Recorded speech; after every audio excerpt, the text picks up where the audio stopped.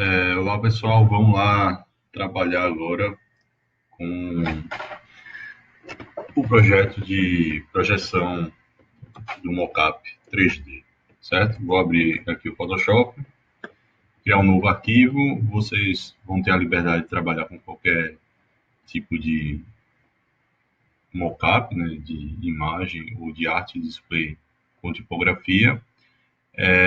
Uma imagem 10 por 10 centímetros é o que precisamos. Ah, e aí a gente vai ver alguns conteúdos rapidamente que a gente trabalhou, certo? O primeiro conteúdo mais simples é a questão do objeto inteligente, né? A gente tem aqui uma tipografia, né? Um layout tipográfico com aula. Se a gente quisesse fazer uma arte simples, a gente poderia trabalhar com dois layers sobrepostos e criar um exemplo, né? E aí fica ruim porque se você quiser mudar isso de aula para projeto, por exemplo, você teria que modificar em dois. Óbvio que é possível para coisas mais simplificadas usar os efeitos de layer, né? Usando o efeito de layer como sombra projetada, obviamente a gente vai poder escolher a cor e as distâncias sem expansão, sem mudança de tamanho, a gente poderia realizar aumentar 3 também. Não precisa, para esse caso, vou deixar só com a distância mesmo. De uma vez só, né? Então, sempre que eu modificar esse cara, esse efeito aqui vai ser modificado. Então, vou voltar aqui para a aula, o efeito vai ser modificado. Porém, existem algumas artes que a gente precisa fazer que as camadas de efeitos, essas, essa sobreposição de efeitos que a gente tem no Photoshop não dá conta e a gente precisa usar essa imagem, quando eu digo imagem, no caso aqui está sendo a caixa de texto, com outra pegada, né? E aí, uma boa maneira de realizar isso é transformar esse layer, em um objeto inteligente. Ao transformar esse cara em um objeto inteligente, eu posso duplicar ele e ele vai seguir como uma referência desse cara aqui aberto com um novo ponto PSD, no caso o ponto PSB, né? Vou dar uma amplificada aqui na área de trabalho do arquivo, só para facilitar a minha vida. Cortar, salvei, fechei. Então, se eu modificar ele lá, ele vai modificar aqui. Então, a ideia é que a gente possa trabalhar essa sobreposição de uma maneira mais simplificada, usando apenas um arquivo mestre, né, que seria esse objeto inteligente. Então, vou clonar ele aqui, ter ele como uma pasta, como modifique aqui. Aqui é onde o seu estagiário vai modificar o que está escrito no texto, e a gente pode clonar esse cara e trabalhar ele na parte de arte, uma pasta de arte, por exemplo, pode conter ele e toda a parte artística que a gente quiser trabalhar. Eu vou chamar esse cara aqui primeiro, que eu clonei, como um base, certo? Ele é a base de tudo e aí eu vou colocar ele como uma cor. Diferentemente do que a gente trabalhou em sala de aula, eu vou trabalhar com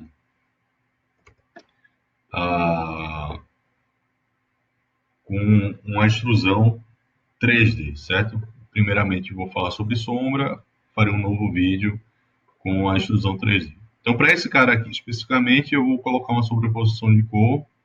Vou usar o amarelo que a gente usou em sala de aula, né? Tá aí minha base. Vou clonar ele, jogando os efeitos fora, trazer ele para baixo, empilhar ele embaixo, né? E colocar numa parte de sombra, né? Como ele é um objeto inteligente, uma cópia do meu objeto inteligente, Eu já vou clonar ele duas vezes aqui, colocar ele aqui dentro. Uma eu vou colocar como oclusão. Oclusão é aquela sombrinha que a gente percebe no contato dos objetos, né? A sombra de oclusão. Então vamos lá, eu vou dar um filtro do tipo desfoque gaussiano, né? Um desfoque gaussiano não tão grande, pode ser tipo 4 pixels. 4 pixels. Funciona direitinho. Geralmente a sombra de oclusão, ela não pega tanto em cima de um objeto, ela pega mais embaixo, né? Porque a gente tem a tendência de saber que a luz vem de cima, é uma tendência de a luz vir em cima mesmo. Então coloquei aí um pouco para baixo, uns 3, 4 setinhas para baixo, tá a minha sombra de oclusão. Enquanto meu outro objeto aqui, eu vou criar uma outra pasta, vou dizer que é sombra projetada. Projetada. Vamos lá.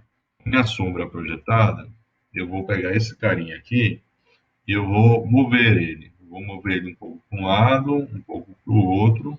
Observa aí que ele está bem escuro, só que eu vou dar um desfoque gaussiano de 10 pixels, de 5. Vou fazer devagarzinho, vou botar de 5.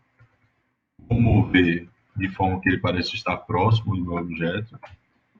É sempre a mesma quantidade para baixo e para um lado, né, observando o objeto. Então, eu acho que aqui tá bom. Vou clonar ele. E aí eu não vou aplicar um novo desfoque gaussiano, não. Eu vou dar um duplo clique no desfoque gaussiano e eu vou aumentar de 10 em 10, não, vou aumentar de 5 em 5, botar aqui com 10, e aí eu vou mover ele. 1, 2, 3, 4, 5, 1, 2, 3, 4, 5. Talvez um 1.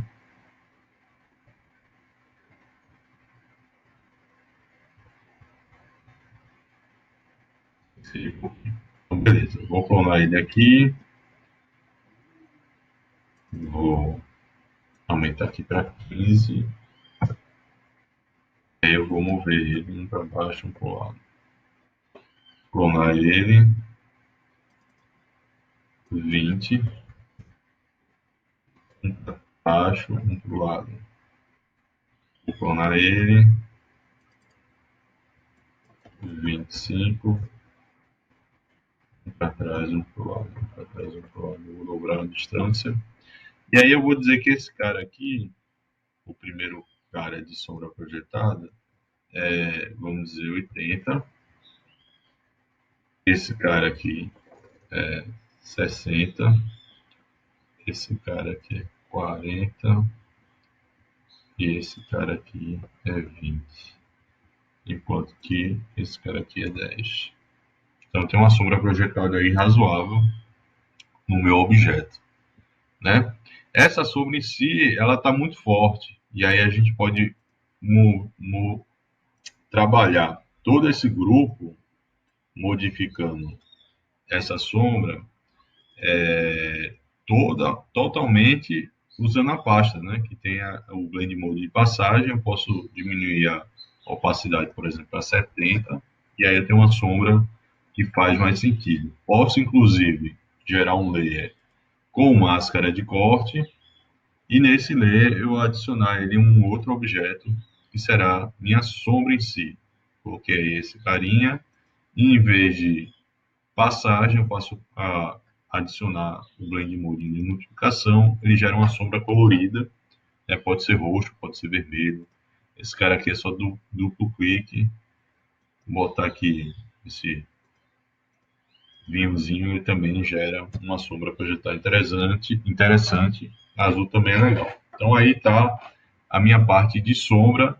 Lembrando que se eu vim aqui em aula e modificar para projeto, salvei, fechei, meu objeto inteligente faz todo o trabalho. Então até o próximo vídeo, pessoal.